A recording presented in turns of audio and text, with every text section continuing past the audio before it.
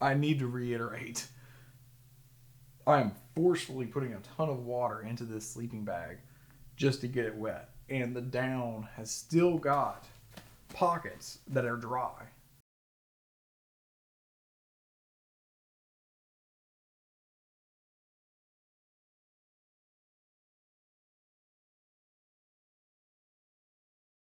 The general consensus is that whenever your sleeping bag gets wet, it loses its loft and it's unusable. So, therefore, if you're going to be camping in a very wet environment, you'll want a synthetic sleeping bag versus a down bag.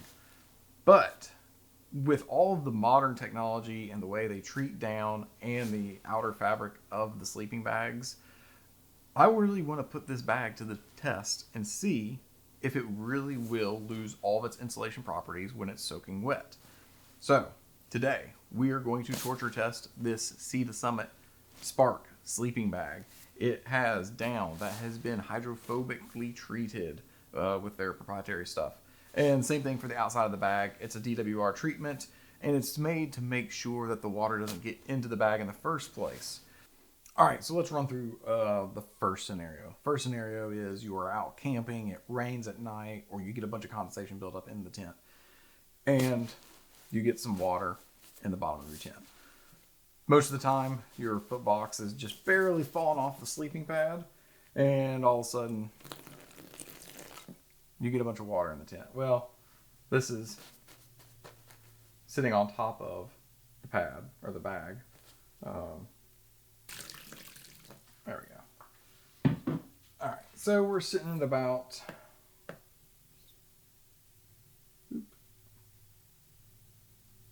we're about a half inch of water. So far, it's beating up. It is getting into where it was sitting on top when I first poured it on there. It is into the fabric. You can tell the fabric is wet. It is still beating up and just kind of falling off. Where this is sitting right here. So I'm just gonna let this toe soak in there, and we'll give it 5 minutes, and we'll come back to it. Okay, so it's been about 5 minutes, and I just let it sit here, and yeah, the bottom of it's like, yeah, let's just shake it off, just for the sake of like getting all this water off for a minute. Okay, so yes, the outside fabric is damp. The down on the inside, it's not like it's stuck together.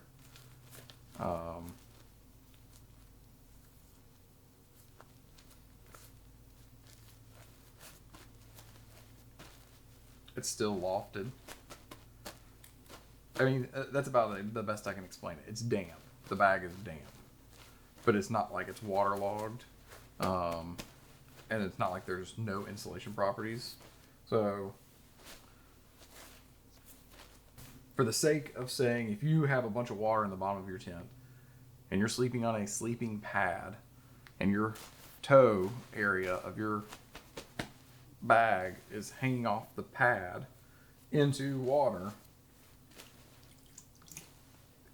looks like you're gonna be okay. Doesn't look like you're gonna have that many problems. Yes, again, the fabric is damp. So in the end, when you get home or after you wake up in the morning, you may want to throw it out and like kind of let it get out in the sun and just see if it can get all the moisture out as possible, because that's always a good thing to do anyway. You don't want to have moisture in your bag. But for the sake of saying, oh, I'm traveling and I'm not going to be able to stay warm, or it's going to cause all these issues, nah, you're fine. So the toe test, we'll call this the toe test. Toe test, not an issue. The DWR, I mean, the water's beating up on the outside of it, and I don't see this being a problem. For the sake of fun and argument, let's just do the head too. I'm going to actually kind of lay on this. Let me just push it in. So now I'm pushing the hooded area down into the water. And so this is actually causing water pressure on the bottom, pushing up through the fabric. This is a nylon bag, and so I'm just kind of getting water underneath of the hood area, and I'm pushing down to see if I can push some water through the fabric into the hood. Now, replicating, I guess, for the sake of this argument would be, I guess if you're laying on a puddle of water. So, I'm really trying to get a good amount of water just to push through. And I'm pushing out. It's funny because I'm pushing, and when I push, all the air is coming out through the hood. But I don't feel any water coming through yet. So, there's a spot. There we go. So there's a spot right here on the back. You can kind of see where the fabric's turning darker. Right here at the seam. Right here is where I'm pushing in. And I'm finally starting to get some coolness. And I can feel the water coming. I guess I'm assuming it's coming through the bottom. Oh yeah, there we go. See, you got water coming up through that. All right. That's good and wet. Now we really had to soak that. All right, so I don't know if you can see this, but there is a thin spot right here where all the down has moved around and moved away from itself. Now where did it all go? It is bunched up right here at the seam.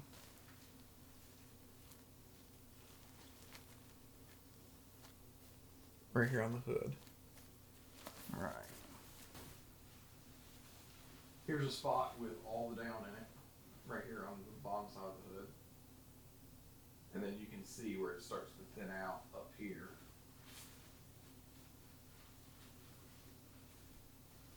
And there's a spot right there. And so keep this in mind. The only way I was able to do that wasn't natural. It was me pushing all the water and forcing it in. So I guess if you're laying directly on a puddle and you're rolling around in it, you're going to have a little bit of leak through. So we're able to get the down wet and kind of get it to move around a little bit, but it's still not like it's bunched up in one area. It's only that one spot that I focused and pushed all of the material down into and forced the water through the back side of the bag. And there's the back of the hood. You can kind of see the darkening from where the water pushed through. And again, that was me pushing down into the water and actually creating a little water bubble underneath the hood and forcing it through the fabric. And so realistically, unless you were laying on your sleeping bag in a puddle, and so your weight's pushing constantly on water underneath of you to push it through, you're going to be okay. And really, you still have loft on the top. So you haven't even lost the loft on the top yet. So honestly, what I was expecting, the way people always talk about down is, I'm expecting it to put this into the water and it just to absorb it like a sponge, and it just to be waterlogged and full of water and absorbing every inch and crevice of this bag with water, and then all the down to be completely flat. But it's not. There's still usable down all in this hood that I can kind of work around and fluff it up if I needed to get a little bit extra insulation. Cool. Toe. Oh, by the way, this toe, while we're doing that, this foot box area is almost dry. We're in my garage, and it's about 73 degrees in here. And it's not really humid. So this is actually dry. Just from sitting here as we're doing the other part of the hood. Cool. This is already dried out. Okay, so that's cool. So it's another situation we can throw this bag through. So let's say you're riding through the rainy season and your panniers, God forbid, get completely just full of water and completely waterlogged with your sleeping bag inside. Well, we'll throw it in the compression bag. We'll throw it in this tote of water and we'll see if it can handle being in a compression bag in your pannier that is slap full of, unrealistically, slap full of water. And yeah, let's try it.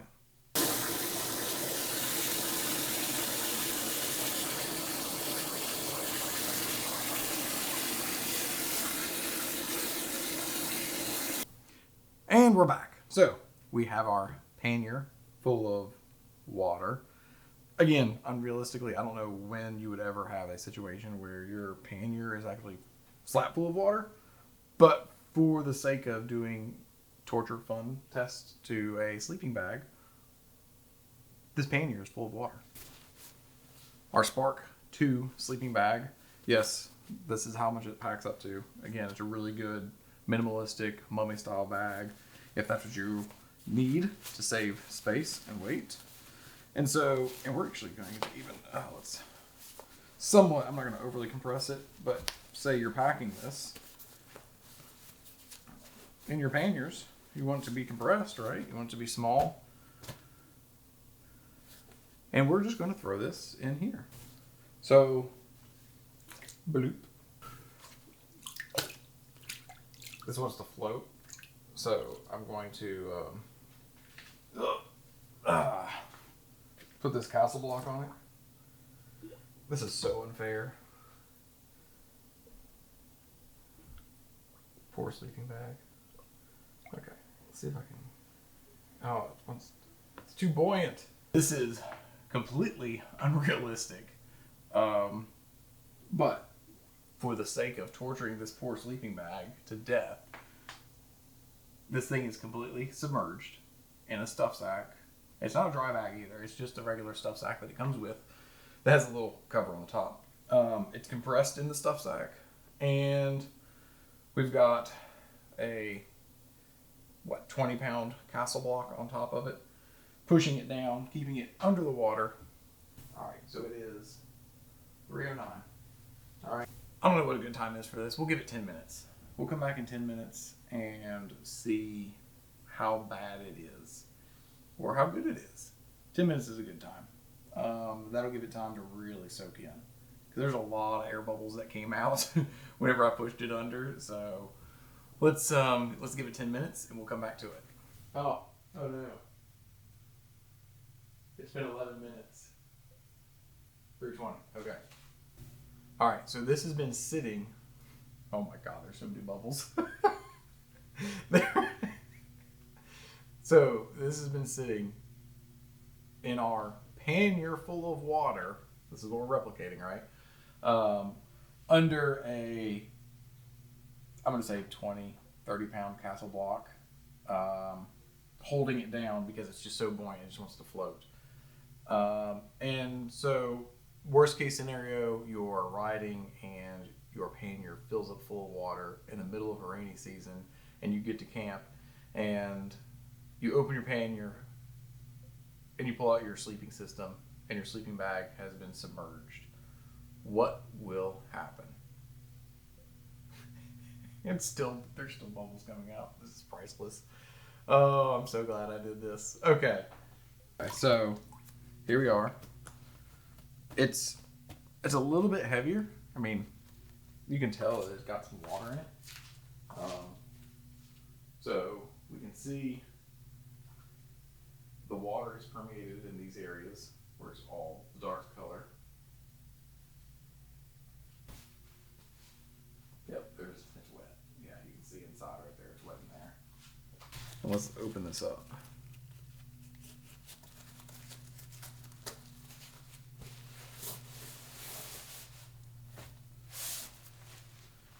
All right, so pulled it out of the bag. This is where the cinch was at the top of the bag, where the hood was.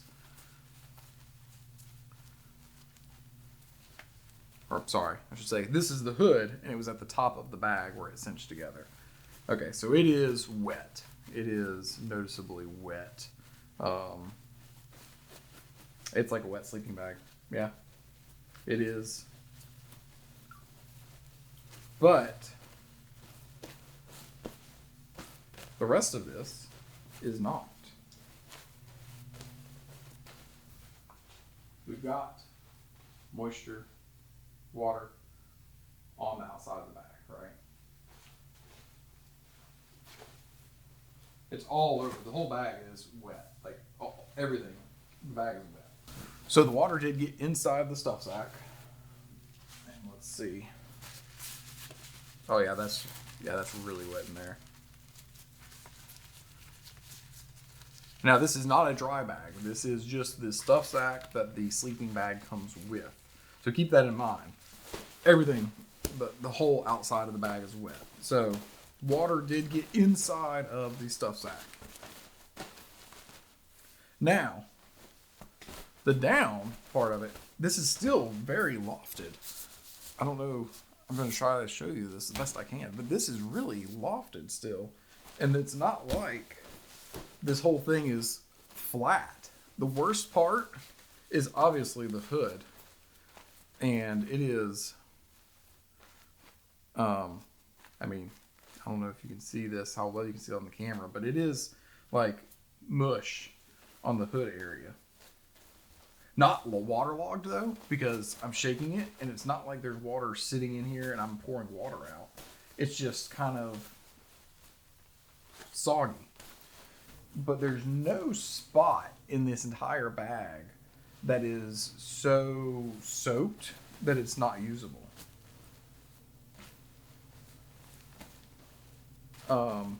The hood, like I said, the hood is the worst part because it is obviously wet and I can feel it wet.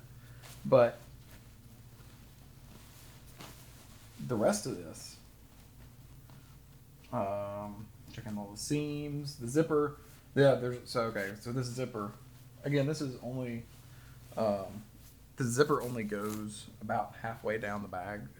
It's a very minimal setup, so you don't have to have a full length zipper. So that zipper seam is soaked and saturated. And then the down right directly beside of it and at the top here, at the hood, this is all wet and this is all soaked. But the down, the next chamber over, is fine. So let's, while this is still, while I keep playing with it, okay, let's do the hood. For the sake of this argument, let's say your sleeping bag was in its standard stuff sack, in your pannier, full of water. So after 10 minutes, the hood is really wet. And the down is kind of clumped together, and it's a soggy sleeping bag. In this spot only, but the rest of it, so far, so good. Now, that's not to say after, 8 hours of riding all day long, that the entire bag would have been soaked because it just had that much time to soak in. This is a very extreme, overly forceful situation where we're introducing water to this sleeping bag. So how can we make this not usable? Well, let's just do it.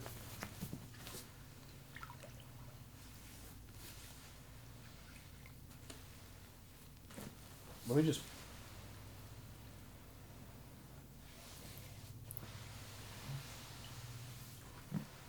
because from my standpoint, that was a usable sleeping bag. And when you got to camp, you may be able to find a cabin or a spot you could have hung it up to be able to get it to dry out and air dry. Again, it is about, I'm going to say it's like 75 degrees in the garage right now, so it's not overly hot in here. There we go. Yeah, look at all those air bubbles. Okay, so now, yeah, you can definitely see this. This is a wet sleeping bag. So the yeah, I mean, and in what situation would you get into that you are forcefully? I mean, look, I'm pushing the sleeping bag into this pannier, and you can see all the air coming out. And essentially, what I'm doing is forcing all of the air out between the down, and it's coming through the seams of the sleeping bag just to get it wet. Like, seriously, what situation would you be in that you would think that it's so wet outside that you wouldn't want to use a down sleeping bag? Because just going through what we did and just pouring water on it, soaking it in its sack, and forcing water into that one spot on the hood we did earlier, it was only wet in that one spot. It didn't get wet everywhere else. It's not like it's a sponge that's soaking in all of this water and making it a completely unusable bag. To me, this has proven that the down and just, well, first, your first line of defense is that the outside of a bag is treated with DWR. And the material itself, it's not completely obviously waterproof, but it is water resistant enough that if you accidentally get water on it, it's not going to make it where you can't use the bag. I mean, you literally have to go to a waterfall in your sleeping bag and jump in the waterfall for it to be an unusable bag at this point. Because, and look, I'm like, okay, so I guess I'm so shocked because of the old mentality that you have to have a synthetic sleeping bag in wet environments because it'll never work for you. And I'm not saying that this is the definitive test that proves that. I'm saying that down has come a long way, and with manufacturers like Sea to Summit, Nemo, Big Agnes, all of them use DWR on the outside of the bags, and their down is treated, so it's a hydrophobic down to prevent worst case scenario. And even if you're in a high humid area, we've camped in high humidity here in North Carolina with our Big Agnes double sleeping bag, and I never had issues with it clumping. I never had issues with it anywhere. I did have nights where I actually sweat in the sleeping bag, but it wasn't like it was clumped together. So you've got the outer humidity, you've got your body humidity, sweating and moisture in the tent from your breath that is all getting into this sleeping bag. But no point was it to the extent that it was an unusable, unlofted sleeping bag. So let's just take an evaluation right now. The hood, which was already wet, is now completely soaked and saturated. I mean, you can see this, right? This is a soaking, soggy sleeping bag. So there's one spot. Let's just, for the sake of doing this video. Okay, so I've got multiple baffles and multiple chambers that are wet. The down is clumpy in certain areas it's not. There's parts of this sleeping bag that are wet. There's parts of this sleeping bag that are not. Let me hold this up, and hopefully the light can catch where we've got thin spots. So hopefully the light can catch some of the thin spots in this bag and see where we're at with it.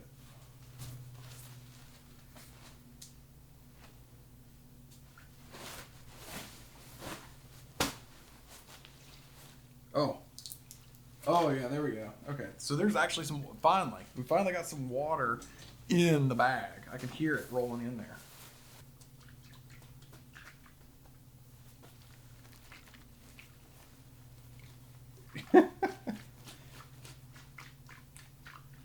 So what's funny about this is there's down in here. Oh, let's turn it this way. So we can...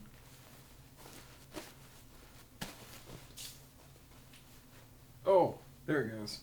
Oh, it was in the inside of the bag. That's where it was. It was inside the bag. It wasn't in the foot box. It was inside the bag. Look at this, though. Seriously.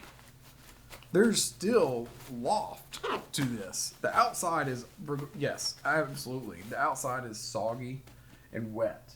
The whole bag is soggy and wet. But it's not overly soaked. Okay. Like, seriously, worst case situation, I could crawl in this and still have thermal properties because there's still loft. Like, this down isn't clumped together and completely unusable. There's a lot of down in here, and there's a lot of loft. Look how much loft there is still in this thing. I'm having to push all the air out of it just to get it down in here.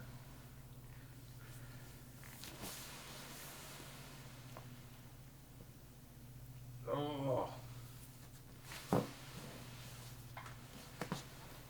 Let's get a really good soak on this, right? I'm really gonna push all the air out for y'all to make it where, God almighty.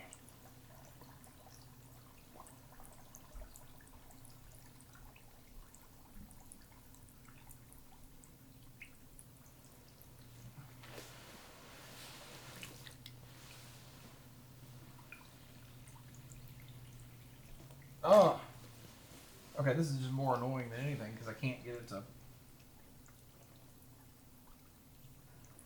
get all the air out, so I could just get wet. Keep in mind that I'm still forcefully squeezing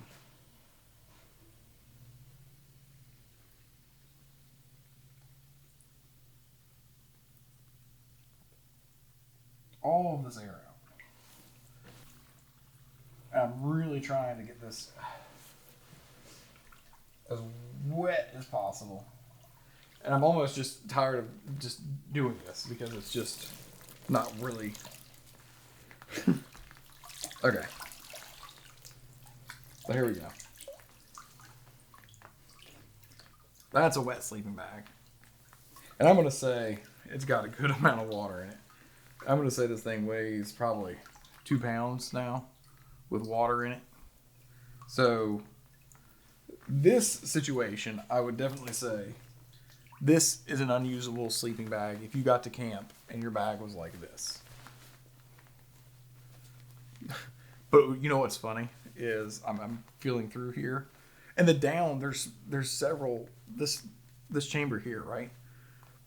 The down's in there, it's compressed, but it's not wet. Like, it's still lofted in the middle. There's pockets all through this that are still not wet. So okay, what I'm gonna do. 343. So I'm gonna take this outside. It is about 85 degrees outside. I'm gonna lay it on the driveway.